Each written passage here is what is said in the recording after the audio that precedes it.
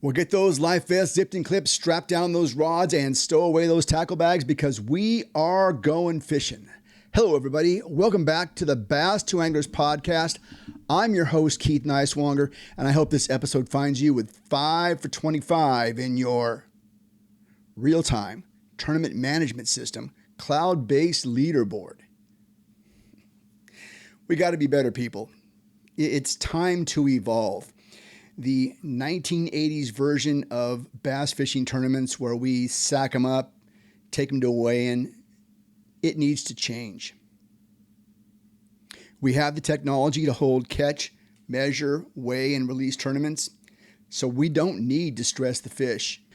Bass Pro and YouTube superstar Randy Blockett does a phenomenal job of making us aware of issues that affect this great sport of ours. Randy has a series of videos this week on YouTube that talk about how poor the fishing has become on Missouri's Table Rock Lake. It just seems like the fish that used to be there just aren't in the places they used to be anymore. I think we can all kind of sympathize with that. Randy says the poor fishing is a result of bass fishermen no longer practicing catch and release. He says that anglers are keeping largemouth bass for table fare, resulting in diminished populations of fish in the places where they used to be this time of year. The Bass to Anglers podcast approves of lawful harvesting of largemouth bass and other species, and we do not judge nor do we begrudge anyone who eats the fish that they lawfully catch. Well, I think that the poor fishing that Randy is experiencing on Table Rock Lake is similar to what many of us see in our favorite lakes. A general decline from the good old days. I can't imagine, though, that it is because the public has suddenly developed a taste for largemouth bass. I don't live near Table Rock. I've never been to the lake. I flew over it once.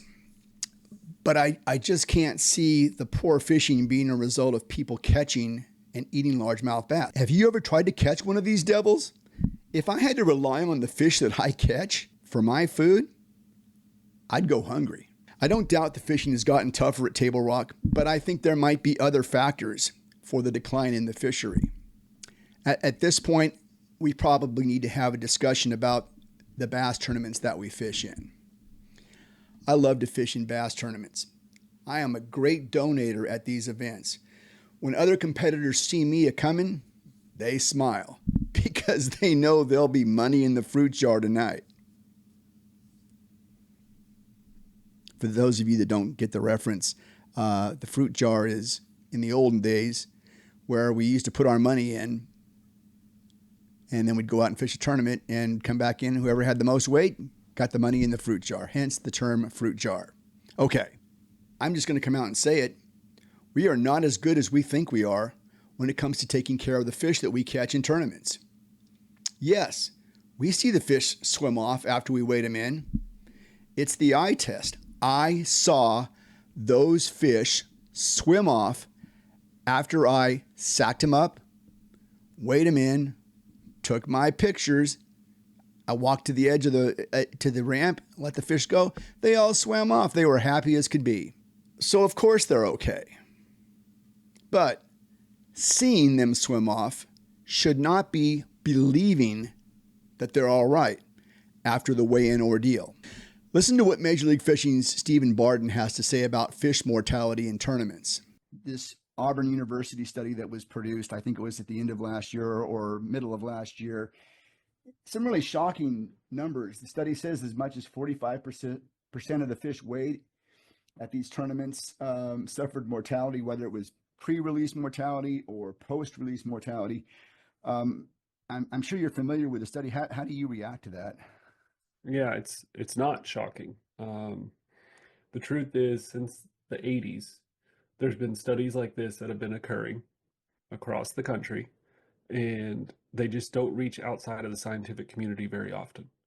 So let's just say it's as bad as the Auburn study indicated. Let's say that 45% of the fish we catch in tournament are going to die either in our live wells, that's we call pre-weigh-in mortality, or after we weigh them in. That's what we call post-weigh-in mortality.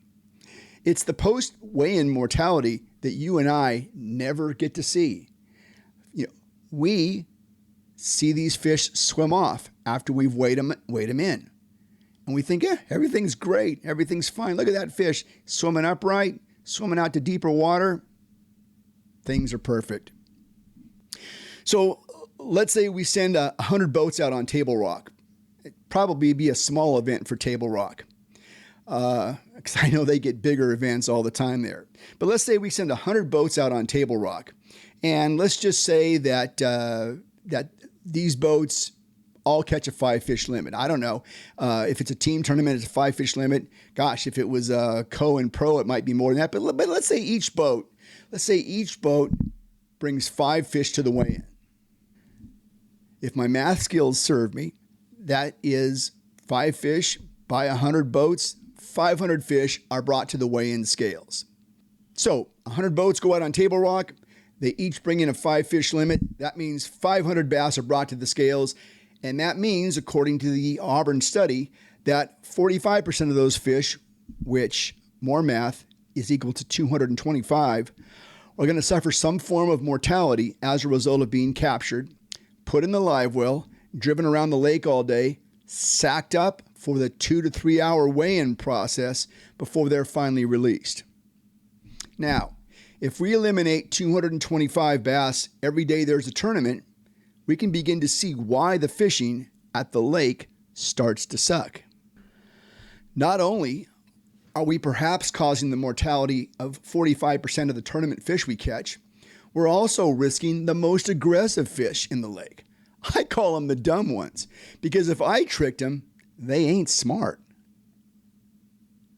If you've got 10 fish on a brush pile and you catch 2 aggressive fish, while the other 8 smart ones sit there and don't bite, well, you're going to end up with a lake full of smart fish. I just can't compete with fish that are smarter than I am. So, the way we currently run tournaments, we're putting the most aggressive big ones at risk for 45% tournament mortality. By the way, the bigger ones are, of course, the females, who we need to complete the spawning cycle. You see where this all goes? What was kind of interesting, or maybe shocking with this, is that they found that on the Coosa River fish, the tournament anglers were catching larger, younger fish, and predominantly females. So what that tells us is that as anglers are competing in an event, they are catching fish that are younger, more aggressive, faster growing. And then if we bring those fish to the weigh-in and they have a higher chance of mortality, then we're slowly taking those fish out of the genetic pool. And what we're being left with is slower growing fish that are maybe more difficult to capture. I'll bet Table Rock Lake has a lot of tournaments on it. There's 52 weekends in a year. I'll bet there's midweek, multi-day events, bass club team tournaments, and so on. I'd venture to say that tournaments and tournament mortality is why the fishing isn't good at Table Rock anymore. I don't live there, so I don't know. Maybe there are flotillas of commercial anglers wreaking havoc on the bass population. I doubt it. I do know this.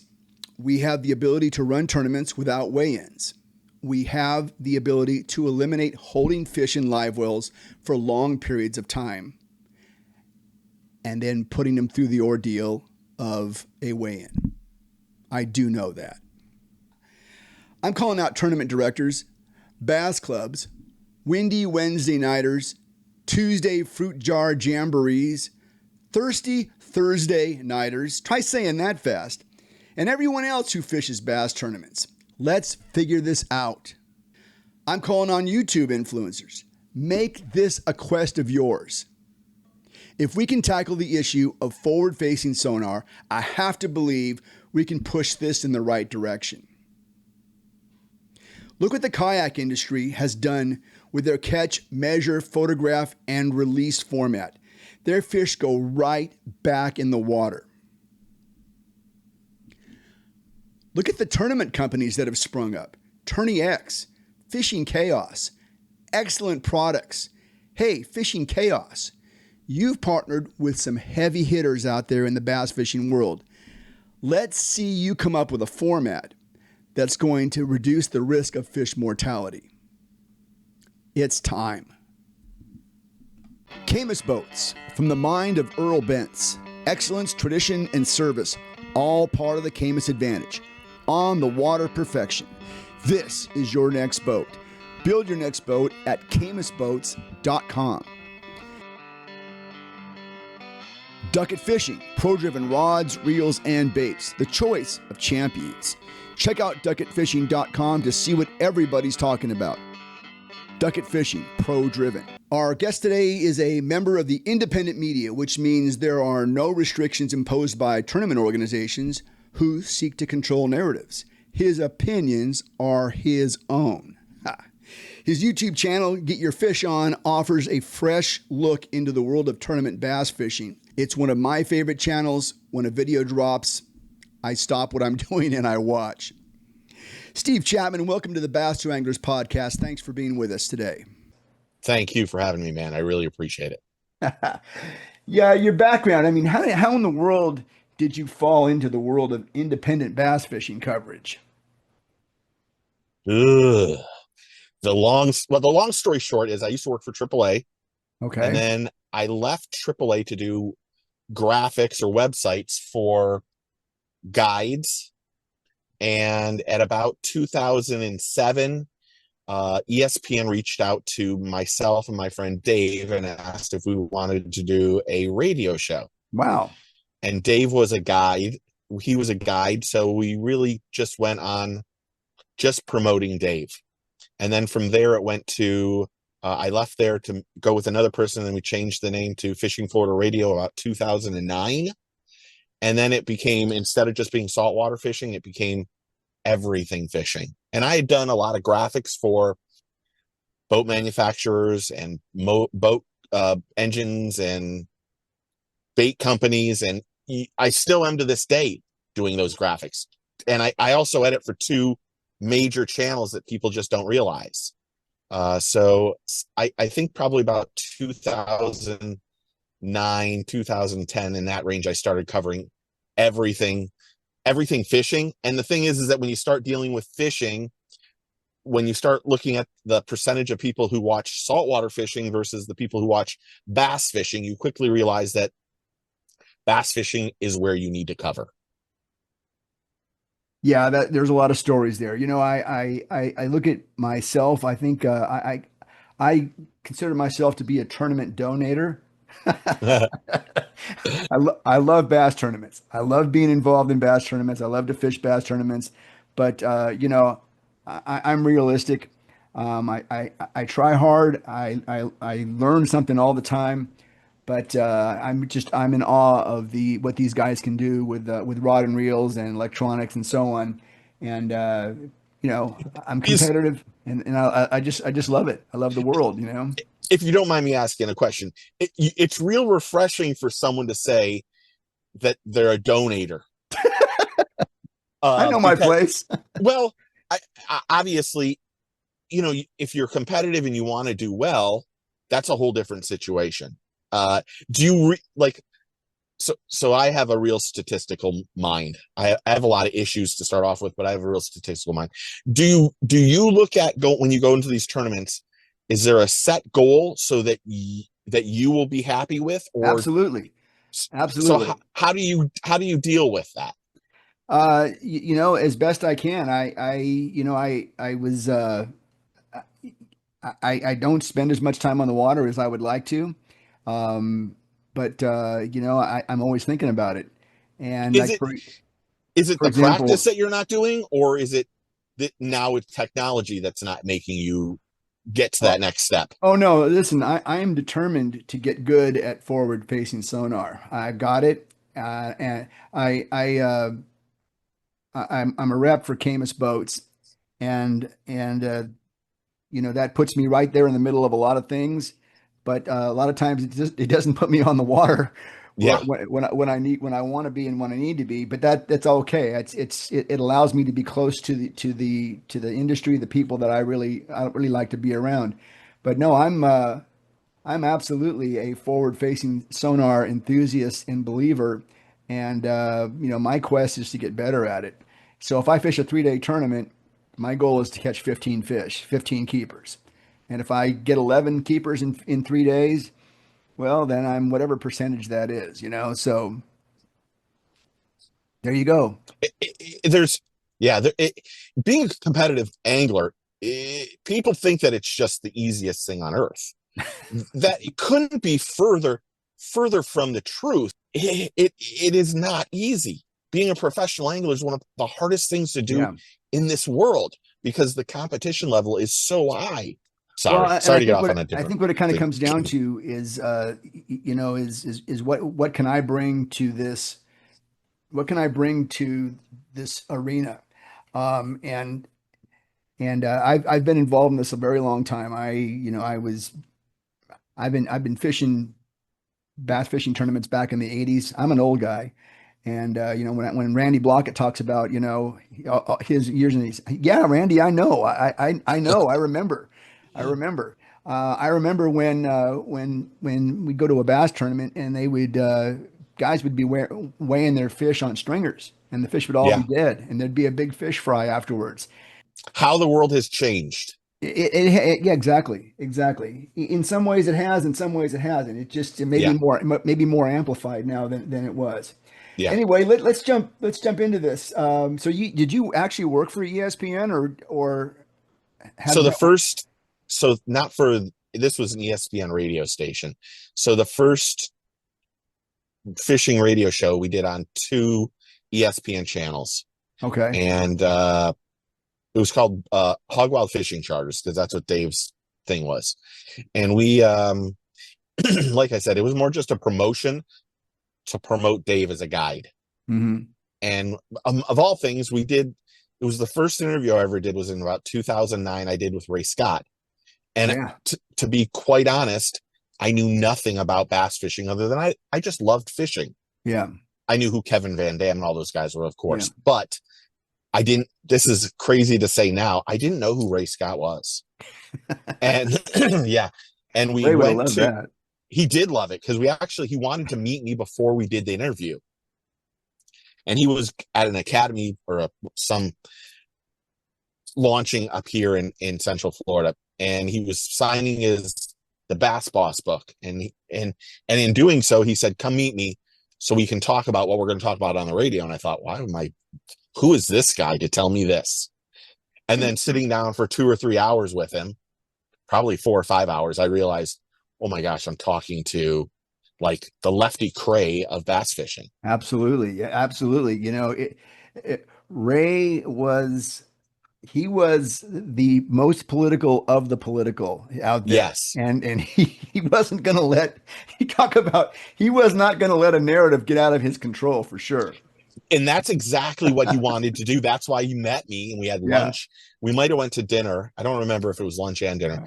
He wanted to know exactly how the interview was going to go.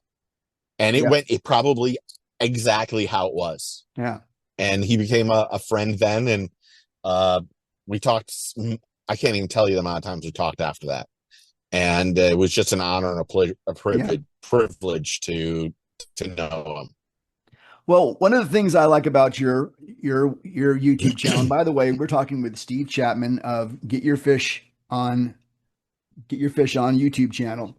And one of the things I like about it is that you tackle issues.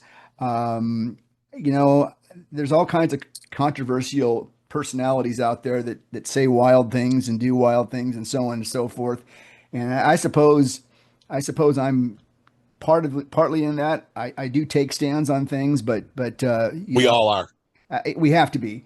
Yeah. And so what I wanted to throw at you today is I wanted to throw at you a few of the things out there and kind of get your feelings. And I wanted to start off.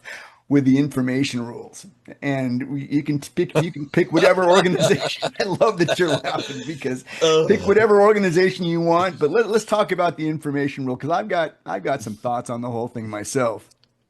you want to know what's funny about the no information rule? I think there's times when I say to myself, um, it shouldn't be in place, that we should just nix it.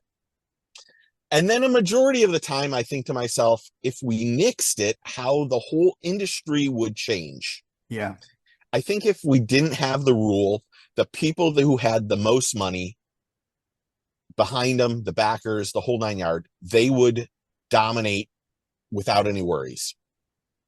I think I think it needs to be updated in certain instances. Like, no disrespect to Scott Martin. We're not trying to throw Scott Martin under the bus at any rate.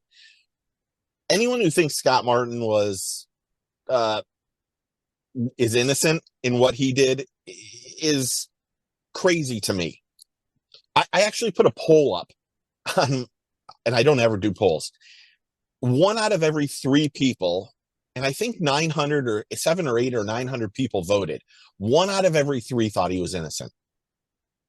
And there's no way I mean, to each his own on what they believe. I don't think he was innocent, but I think if we got rid of the rule, I think we would be in a lot worse cases than what's happening. I think in Bass's instance, they're enforcing it. All the anglers wanted them to enforce it better, harder, and when they did, now now they're getting caught. But it's one of those. That's one of those. That's one of those things that just is. It's crazy to me at times, and fans really go crazy over it. Because if you're a Scott Martin or you're a Matt Herron fan or you're a Logan Parks fan or whoever's been dealt with it in the last few years, everyone is always innocent. I don't know if that can be said. That's the truth. I don't know. Maybe I'm wrong though. no, you know, first of all, I I kind of joked on my podcast a few weeks ago that I never really have to worry about being uh, taking a truth verification test or lie detector test. I wouldn't have to worry about that because I don't win any tournaments. But I could be that random guy. You know, this week Yeah, we're gonna be asking number 78 this week. That could be me. And you know what? I mean, my blood pressure gets up, you know, all the time. I go to a doctor's office. They want me to sit down. So it's like I struggle with the idea that we're going to hold guys accountable through truth verification tests or lie detector tests. yeah, Uh, I agree with you on that. I don't think you can put a lot of validity into something that isn't admissible in court. yeah, When like Matt Herron, I've known Matt for years, like way too long. You would have told me that there was that he had done that. I would have told you never, never in a million years. He is too honest and too brash yeah, that you would say that. The Scott Martin one was a little bit different. I mean, my Scott Martin story, I wish I would have done things a little bit different. But like for you, if as a tournament angler, do you think that there needs to be a no information rule? well, see what I think and because really I do fish some stuff, but I live in California and we don't have no information rules. We occasionally have some off limit periods Yeah, in our events, but you know there are no information rules. You know, and I kind of think you should just eliminate it. Um, you know, if you want to put a cutoff time on the water, that's fine. I like the idea. You know, I really am a big fan of the Major League Fishing Cup events where those guys show up and they don't get to pre-fish. I They agree just go completely. out, they just go out and they fish. I say you get all the information you want, you know, all the information you want, but you can't be on but you know, once these sites are announced, you can't go out to them at all. And so, yeah, then but see, I understand also the tournament organizations, they want their anglers to catch fish because it doesn't look good if no one's catching any fish. Yeah. Yeah, the key is catching fish. Like I said, I think the one problem with the rule is that if you have really deep pockets, you could get more information than anything else. Now, having said this, I should say, I think there is, I think that there's a lot of people these days that aren't free fishing as much as they used to, that they're going on past experiences and the fish have drastically changed. They've gotten smarter. They're getting pinged by forward facing sonar. They're doing all this stuff. Baits. Like I used to joke about this. So before Gulp came out, Gulp was, we got some Gulp shrimp for the radio show. I mean, like a year before they came out. And I would go fish the lagoon and I would throw this Gulp out and redfish would completely do a 180 and charge and attack the bait. And I mean, attack the bait. And then Gulp came out and everybody and their mother used Gulp to catch redfish. And then a year later, 2 years later, the redfish weren't turning anymore. They would smell that smell and maybe they weren't attacking it as much. So the fish got smarter. This is the same thing that's happening with bass. They're get not maybe as fast as they should, but they're getting smarter on what we're doing.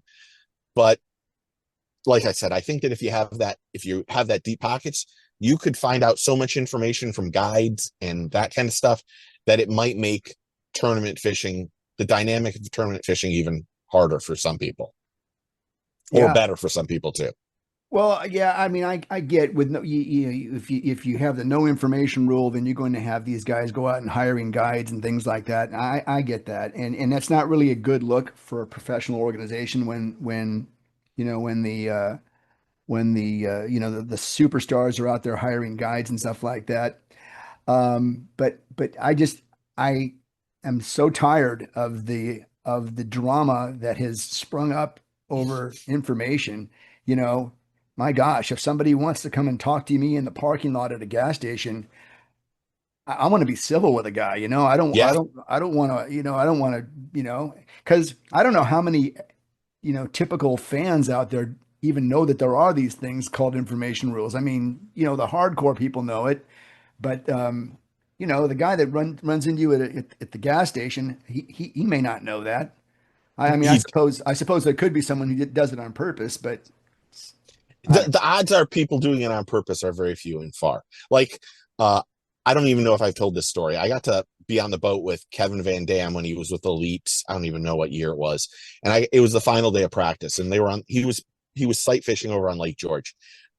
I swear to you, the size of the bass I saw on a bed just was at that point in time was mind boggling to me, and I yelled over to him, "Look at the size of that fish!" And he was staring forward, had his wasn't fishing, had his hand on his pole, and he just politely turned around and said, "Steve, I can't tag that fish. You're not allowed to tell me." And I went, "What are you talking about? Well, I'm a media person. What's?" And he told me the whole rule, and I went, "Oh, I've just destroyed that." And he didn't mark it. He just kept trolling his boat forward, and here I'd been doing radio for like 5 or 6 years at that point in time. Never knew what the no information rules because I wasn't an angler. Why am I worried about those rules for them when I'm never going to fish a tournament in my life? I'm not good enough to do it. So, yeah. but but average fans probably do not know about that rule at all. Yeah, it's I don't know, it's become very dramatic this year, and it's led to a lot of content, which kind of leads me into the next thing I want to talk to you about, and that is the independent media. Um, you know, I guess that's what we are, is the independent media. I mean, I don't have ties to any tournament organization. Um, I mean, well, I do work with Ducket Fishing, so maybe inadvertently there's a connection there. But what do you think? What's our role, do you think? I think it's an up and down rule. I think there's times where as media you want to cover as much as you can. Like for me, and one of my pet peeves is when people say all I'm doing is stirring the pot or causing drama. So I come up with my own topics that I find interesting, do the research, and then make the video. If something is breaking news or something that is a huge thing, I think you have to cover it. I think that the problem is that there's a lot of people that have very thin skin in this industry, extremely thin skin. And I think when you are critical or you criticize a tournament organization or someone else, I think their first instinct is to get defensive and call you a name or just stop talking to you. I don't think that's the way you do things. If you have a problem with me, call me, email me, talk to me. There are, no joke, there are hundreds of people that are on my channel that if they have an issue, I give them my phone number. Say, look, text me or call me. Well, don't do it in the middle of the night. I needed to make that very clear to one person. But you can call and talk to me as a human being and as an angler. So I think as media, our job is to try to talk about the things that the fans are expressing. But at the same time, unfortunately, nowadays, because people are thin-skinned, you have to almost edit yourself about what you're commenting on. And that stinks from a media standpoint. Yeah. So my background is that I was a tournament fisherman in the 80s and the 90s, and then a friend of mine said, "Hey, I'm starting this internet radio station, and I need a fishing show." And so I said, "Okay," I did it, and I would come in and I would interview all these people. I mean Gerald Swindle, all these. I mean Mike Iaconelli. Mike Iaconelli was doing a tournament diary for me when he won the classic Nice. for my website. It was spectacular. And so Mike and I always have that kind of that bond that because he'd get off the water and we'd get on the phone and record interviews and stuff like that, and it was pretty neat. But what I began to notice is in those days is that a lot of these guys that I would talk to began reaching out to me because they couldn't say things. They couldn't say things that were really wrong. And when that professional anglers association came along in the mid 2005, somewhere in that area, there was a lot of controversy. Those pros wanted to use their boats and they wanted to be able to. I always kind of refer to it as bass fishing's free agency, and I had a lot of people that would tell me things so that I could put it out there, off the record and so on. And I kind of see that as our role at this point. I agree. I think that happens to me. I will say, I think recently Bass, no offense to Bass, they've said to anglers, don't talk to these people. Yeah. And it isn't just me. At times it's me. I said it in the video. There were 4 people that I just said, I cannot get a hold of it all. I don't know if they put me on block, blah, blah, blah. 2 of those people reached out after it. Oh, 2 people didn't. And which is perfectly fine, to each his own. There's a lot of guys that still do that. The problem though is that there's a lot of independent media websites, YouTube, TikTok, Instagram, I'm not trying to say anyone in particular, that get in touch with other media people that are just trying to spread complete misinformation. And I don't know if I'm one of these people that's very if you say something to me, I trust what you say. yeah. I believe in loyalty. I believe in all that stuff. And these days, it's almost like certain people talk about stuff or spread that information just to hurt other channels or other YouTubers or content creators. And I don't know how we got to that level so fast the last couple of years. But I do agree. I said it a couple, I've said it a couple times. Sometimes I hear from anglers and then I think to myself, could that be remotely true? And then I look into it and it isn't close to what they said. And sometimes they're trying to spread their narrative to the media, hoping that we'll go out there and just free for all say it. And Yeah. that gets us in trouble. And I think that hurts us. But that is what anglers talk. They've been very open about talking to media because they can't talk anymore. And it kind Right. of, that's another pet peeve I have in the industry. I think the anglers should be able to speak their mind without being fined or remotely getting possibly kicked out of the league. Yeah. And I don't know if that'll ever go away, to be honest.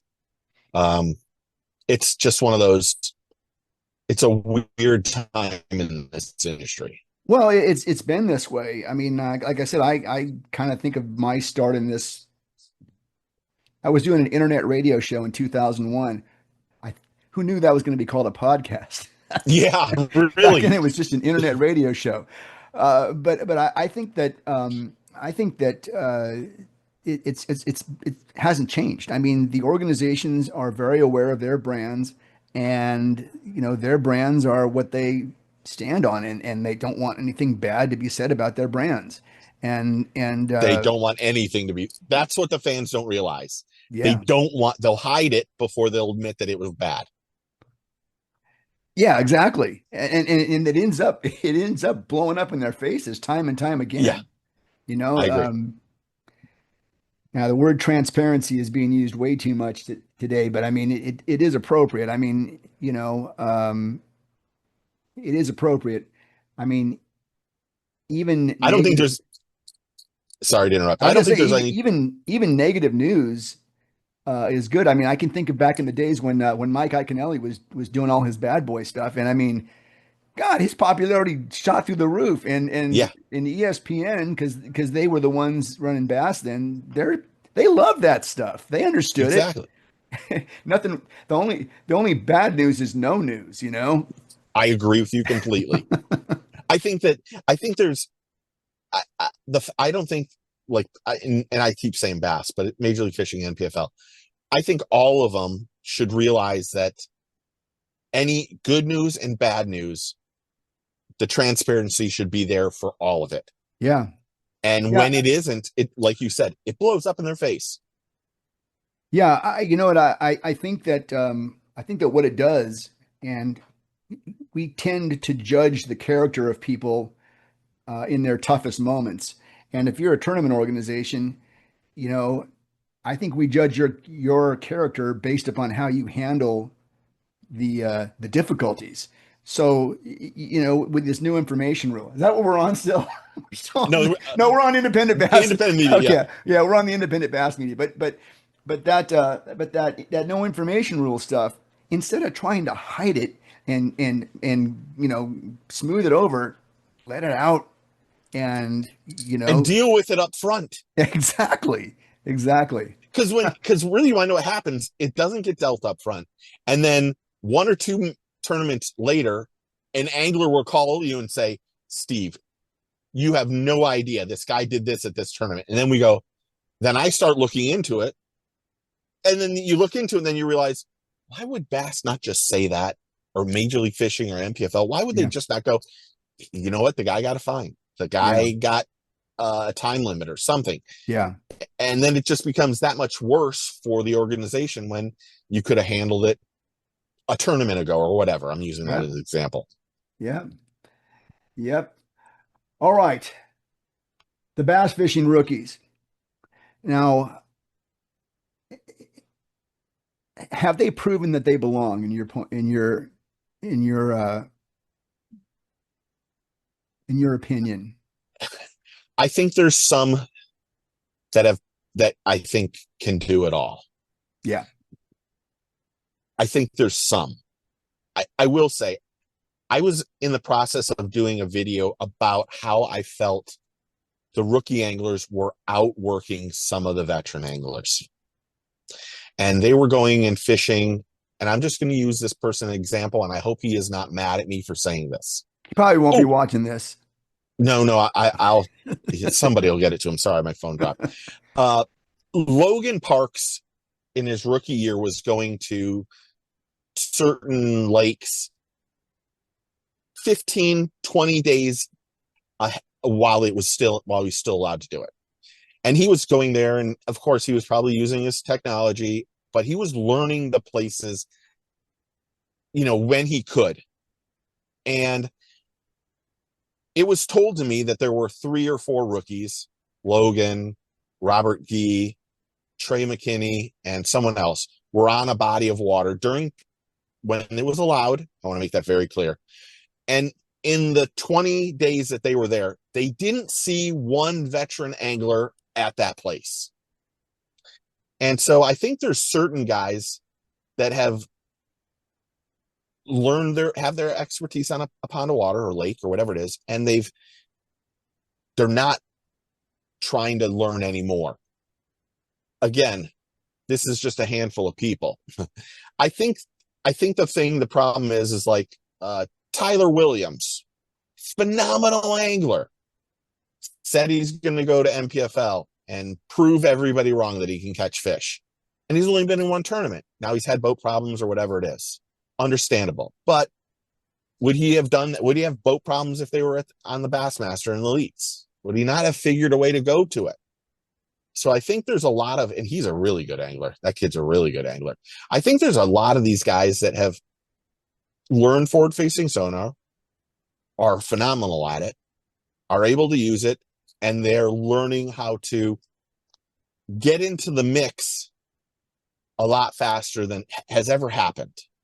And I think there's a lot of veteran anglers who are established that are not going out there and trying new techniques or learning new water. And I have a frog pond, like literally. I wish I could show you, but it's against the rules. It's a private pond, and I call it the frog pond because as you walk down to it, the frogs jump over your feet to get into the water. It's loaded with frogs. Bass fishing is good. I've done it for 6 years, but every time I go to this pond, I always go to this one spot first. First cast, this is the spot I'm hitting. And I think there's a lot of veterans that have learned lakes and ponds, and they're standing on their laurels of where they've done in the past and not trying new things, and that's hurting them. Having said that, I'm exactly the same way, unfortunately. But I think these younger anglers are learning the water much better. At the same point, because this is me just being both sides. I don't know if they can read the water as well as like a Gerald Swindle or a Matt Herron or pattern fish the way that those guys have done in the past. I mean, you put John Cox was right around the corner. I'll take John Cox over a majority of the people, unless it's Patrick Walters or Jacob Wheeler. But you have to evolve with what's going on in the industry, I believe. Yeah. And I think nowadays there's too many people that aren't evolving, and it stinks. But I give you that to hear that you're out there trying to learn forward-facing sonar. Dude, that is amazing. Because honestly, I'm obviously not. I'm obviously sitting right here. But yeah, my goal is to get better at it. I think these young anglers would struggle if they weren't allowed to use forward-facing sonar all the time. But like some of these guys learned how to, like, I'm just gonna use Trey McKinney. That young man was catching fish 10 years ago, winning tournaments 10 years ago. He's one of those guys that's just one of those, I'm going to say it, I think he's a generational angler. And I wouldn't have said that last year because all the problems that he had last year. But when I see him this year, I'm more and more impressed by Trey than a lot of people. I think he's one of those guys that can fish it. And it'll be fun if they change something with bass to see where these guys stand, really. Yeah. Yeah,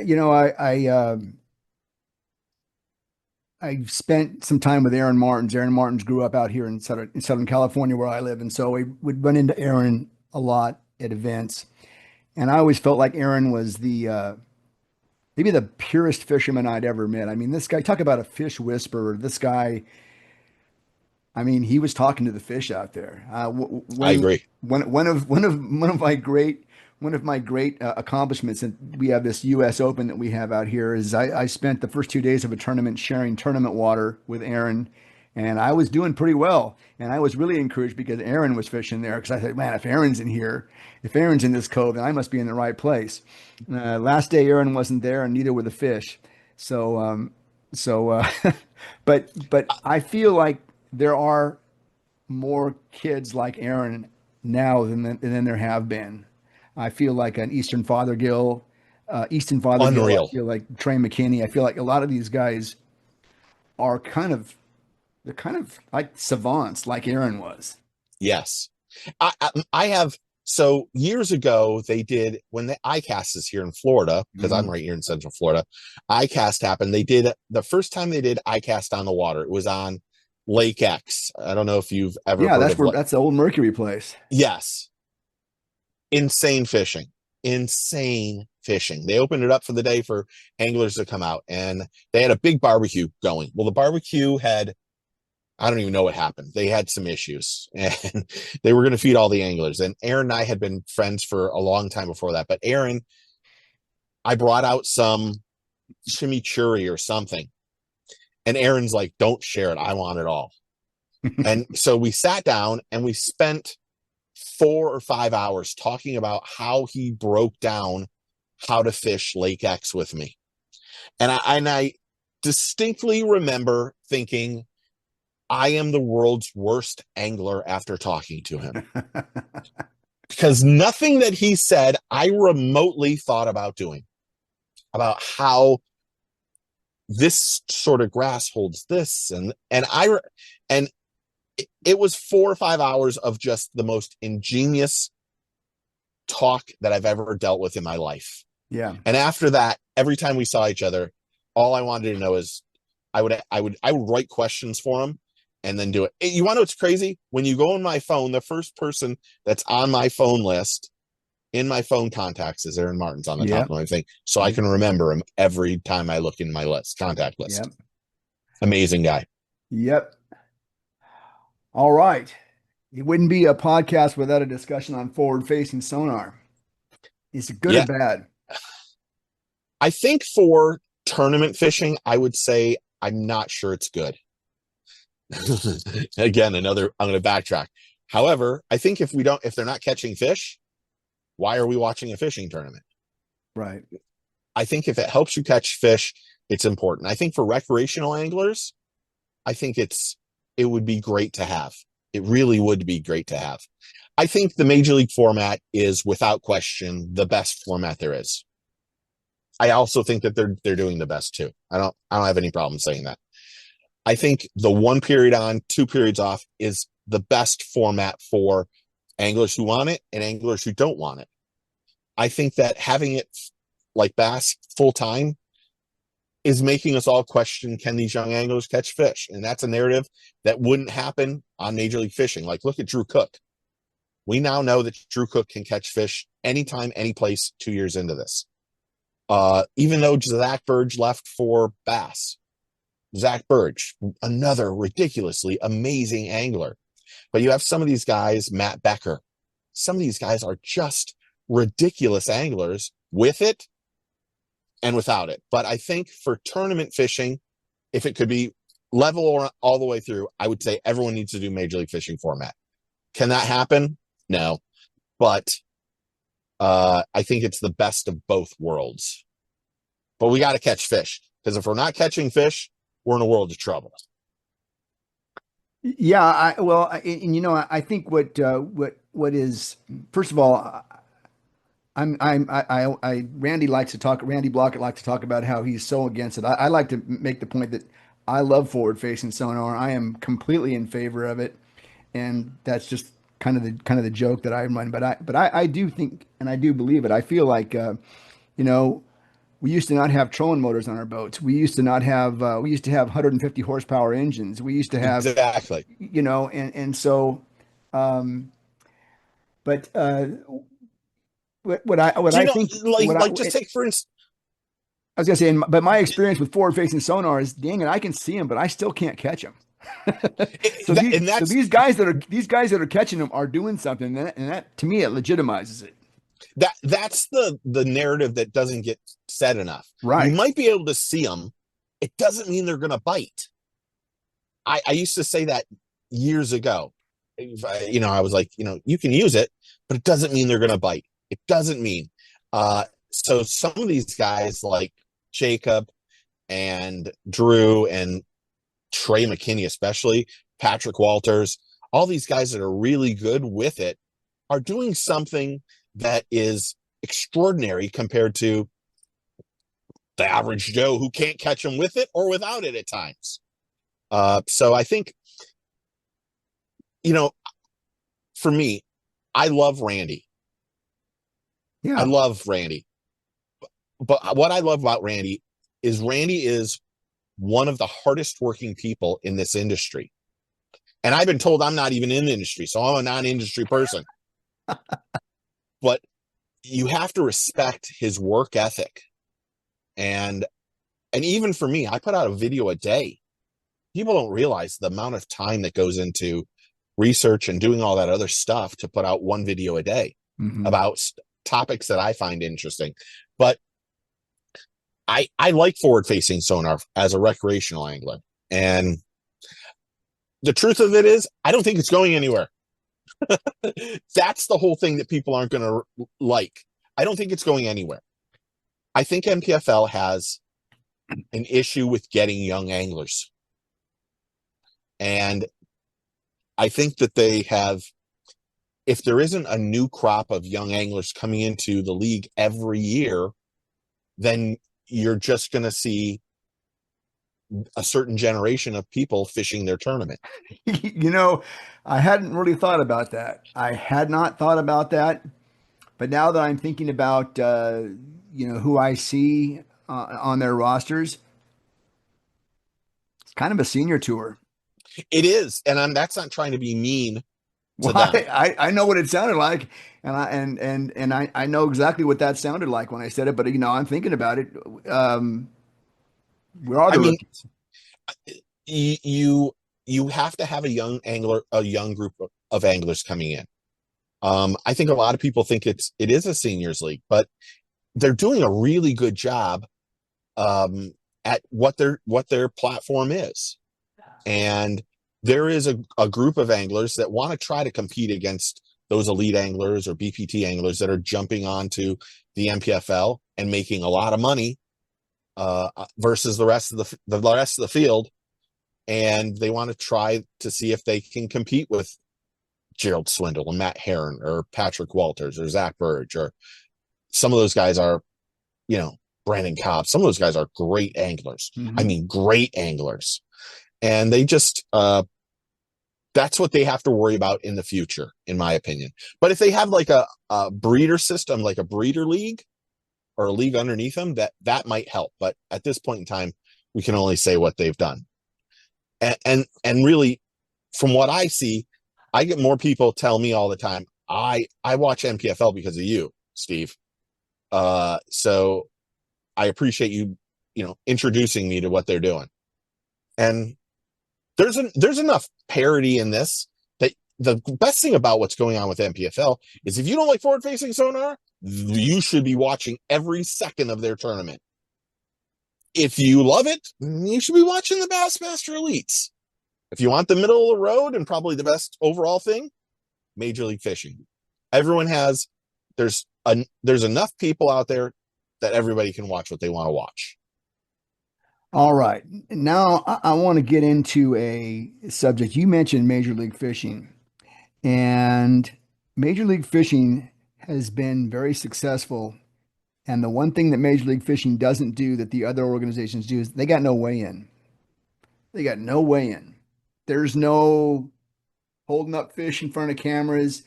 I mean, they do hold up fish in front of cameras, but then those fish go right back in the water. I find that to be a very refreshing format. And I really, one of the directions that my channel goes is that I really think that we need to do a better job with fish mortality. We see them swim off at the end of the day. We see them swim off, but what we don't see is we don't see them die.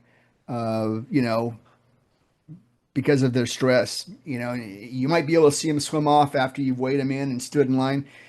These weigh-ins, the Bassmaster weigh-ins, the NPFL weigh-ins, these things are 2 hours long. They're 3 hours long. Yeah, they're I was being nice, and you can't tell me that these fish are going to do okay. I've spent quite a bit of time talking with Steve Barden, the Major League Fishing biologist, and I've learned probably way too much, that probably way more than I should know about fish respiration and things like that. And I kind of think that live wells become kind of toxic. I agree with you. I talked to someone that's in the MPFL that I trust very much, that said that he thought that 60 or 70% of the fish weighed in die. Well, there is a really important study that was done. Yeah. I just did a couple of videos about it, and it's saying up to 40%. And let's think about the ones that are dying. It's the biggest fish in the lake. It's the easiest ones to catch. It's the females. Shoot, no wonder lakes are not. No wonder lakes are struggling. Yeah.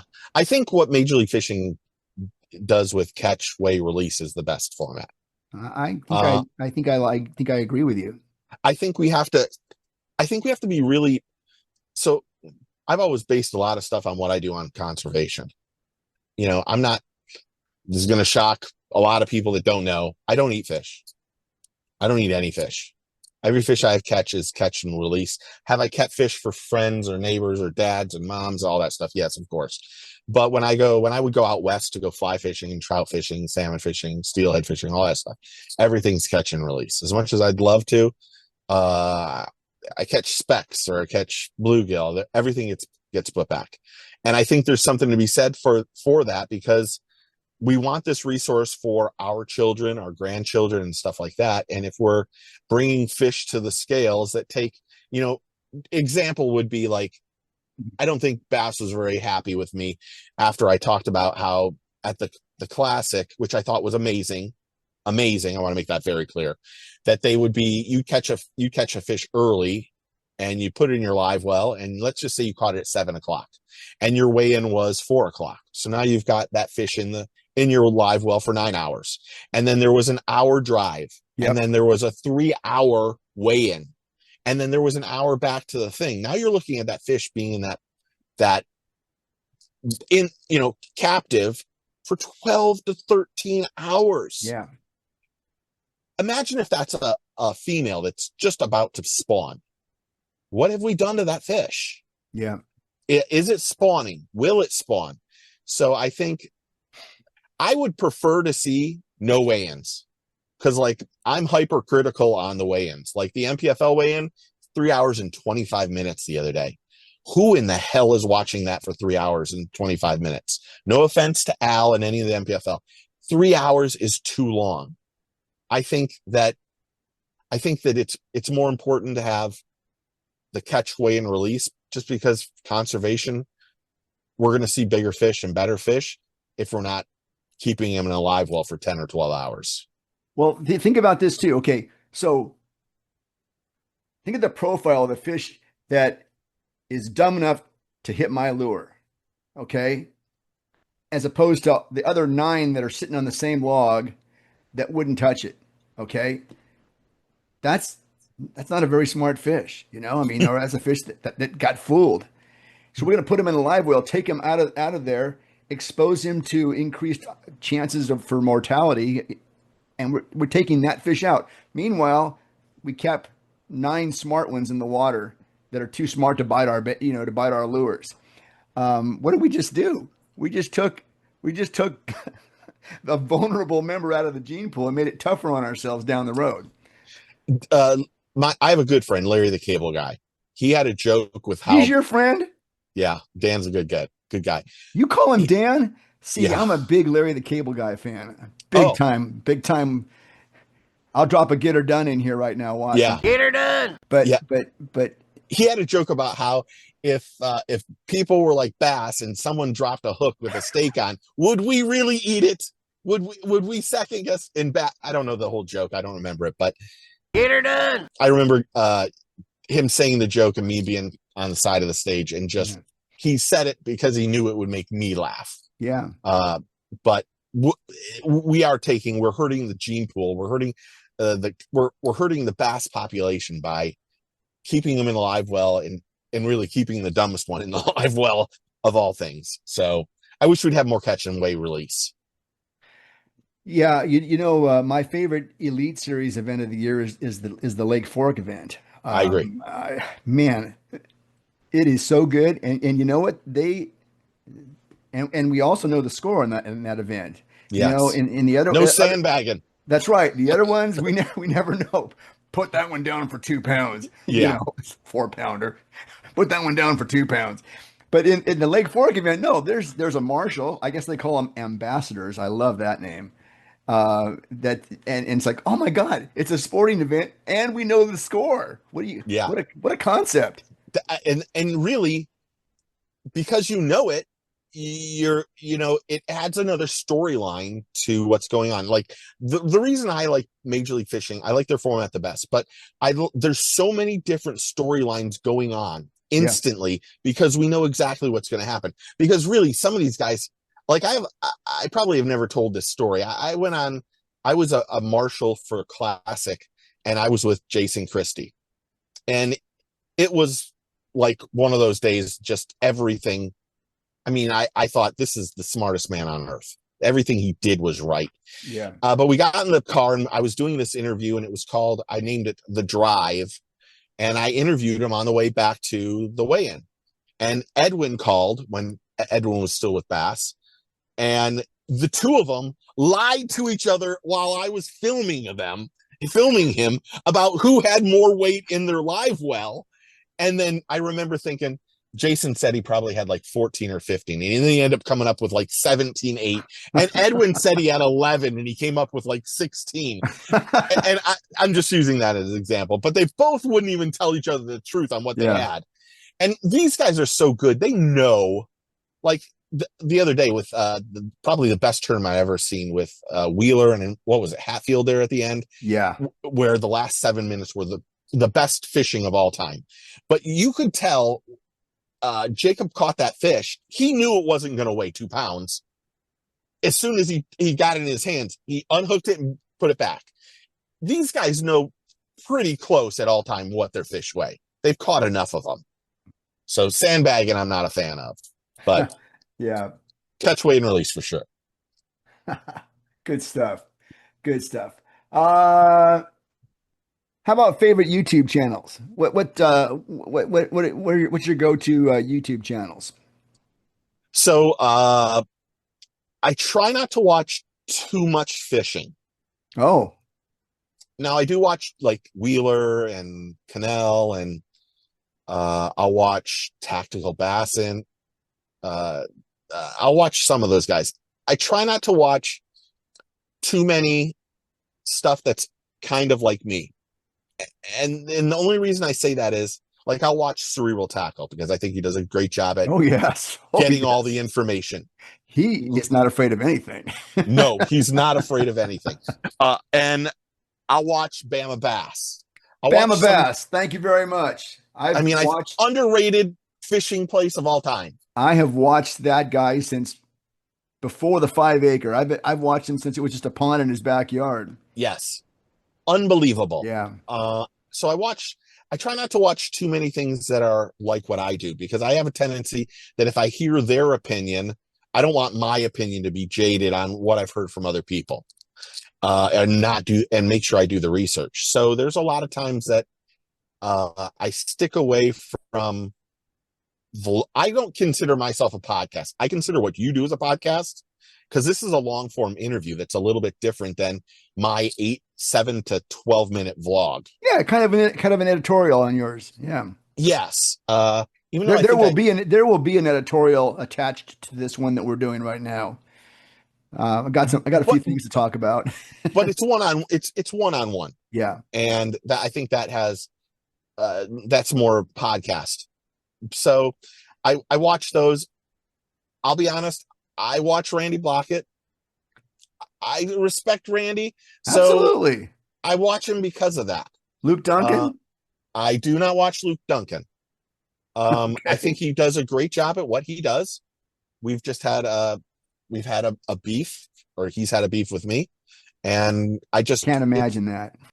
I think I watch more stuff that will help me become a better angler than I do about like going out watching fishing content. Because like one of my closest friends is Ken Duke. Oh, Uh, Ken, yeah. I mean, I probably watch 3 to 5 minutes of his Bass After Dark every week. It's just, you know, I'm like I think I'm getting old myself. I'm 53. I just turned 53 last month, and Just a puppy. yeah, I feel like I'm in the same age of like my son, where everything I want instant gratification for what I'm watching. Whereas, like I'm clicking out of things. I watch a lot of basketball. I watch a lot of like food. I love cooking. I really should have a food channel, to be honest. I love cooking. I love cooking for other people. So I watch a lot of those stuff. And I think the one thing that people probably would never know that I watch a show called Jolly, and I love every video that they put out. And I probably Hmm. watched every video 4 or 5 times. I think they're amazing. So it's like a plethora of different stuff. Good stuff. Good stuff. Well, Stephen, I greatly appreciate you spending some time with us today. I feel like I could go on and on and on, but that wouldn't be fair. I probably want to do this again at Yeah, some point. whenever you Whenever, want to, you tell me. whenever drama breaks out, I feel like I need to get with some like-minded people and try to solve these kinds of problems. But thanks so much for being with us. For those of you that want to, if you don't know Steve's show already, I'm sure you do. But it's Get Your Fish On, and it's on YouTube and any other platforms. I'm not really good at the other platforms. So, Well, your format, I think your format works. To me the talent is being able to say what you need to say in a shorter amount of time. You mentioned, well, I'm not going to get into them, but when I look at a video and it's 3 hours long, I'm like, who has 3 hours? I mean, if I'm driving somewhere, but I'm probably going to get on Spotify and find something then, if that's the case. So I really think the key is keeping it in in small chunks. This is going to go up. This one that we're doing here is going to go up in the form of a long. It's going to get dropped as a long podcast, but it's going to be chopped up over the next 3 weeks into small segments. So that and you're doing something that nobody else is doing. People don't realize how important clips are. Like yeah, I watched, so I edit for a couple really big channels. And one of the channels, I got to spend 4 hours with somebody with Mr. Beast on the Mr. Beast team to talk mm, about what they're doing. And all he talked about was, well, he gave us like 30 pages of things that we were doing wrong on this other channel, which was really disheartening. But he talked about how it's more important to clip out your video more than it is to have that longer format. yeah. And you do it as good as anybody that I ever watched on Instagram. Wow, wow. And it like it actually, like the other day I was looking at it and I was like, holy crap. Like every 4 or 5 things was one of yours. And then you were only doing a minute or two, but I watched every one of them. And I thought, oh man, this guy's doing it better than me. And then I started jotting down notes for myself. And then, I was like, you know, what you're doing is phenomenal. So keep doing it. Yeah. I don't plan to stop anytime soon. Yeah. All right. Well, thanks a lot. Take care and go catch some fish. Thank you, dude. Nice to meet you again. Independent bass fishing media. Do we need it? For years, we had Bass Fan. It was a website where I knew I could go to get impartial news about the tournament world. I wanted impartial news because the organizations often published the information they wanted us to hear. Does that sound familiar? Fast forward to today, the internet, social media, live streaming, and so on has amplified the messages that anyone wants to put out. This includes the independent bass fishing media. Guess what? Independent bass fishing media sites have opinions and often express them. Sometimes these opinions contradict what the tournament organizations want to put out there. Sometimes these opinions contradict what individual anglers want us to believe. Sometimes these opinions stir up the community and might hurt the feelings of some podcast hosts. Sometimes these opinions get folks a-talking. When ESPN owned BASS back in the early 2000s, we learned that there was no such thing as bad news. As long as people were talking about you, all was good. Steve Chapman is an excellent example of an independent bass fishing reporter. And yes, he is part of the bass fishing industry. He's that part that's going to hold you accountable, Mr. Bass Fishing Podcast expert. He's the one that's going to call BS when that call is in order. He's the one that's going to get you the rest of the story when you only get one side. And he's the one that's going to get folks a-talking, which is going to help this industry keep a-growing. I'm Keith Neiswanger. This is the Bass Tour Anglers Podcast. Please remember to like and subscribe. If you'd like to reach us, please send us a direct message on Instagram at Bass Tour Anglers Podcast. Take care. Be safe. We'll talk to you next time.